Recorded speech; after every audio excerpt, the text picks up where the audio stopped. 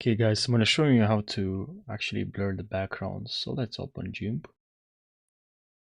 Alright, perfect. And now what we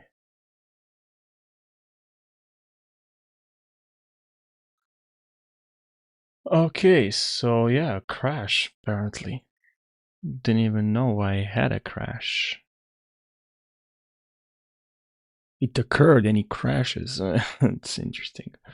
Anyways, now what I'm gonna do, you can use the free tool and just select. Now I'm gonna spend the time to select this accurately, but you're gonna have to do it.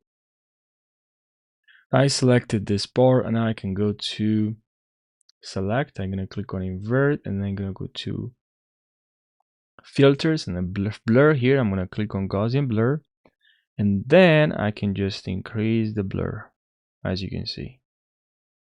Just increase the blur. Now as you can see, there's a lot of blur here. Now I'm gonna show you this with a different image. So I can also do this with this image. So I can select this. I can go to select here and just none, and I can select again.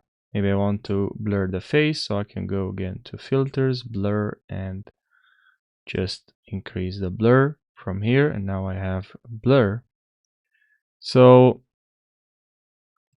that's great. Now I have blur added to this face.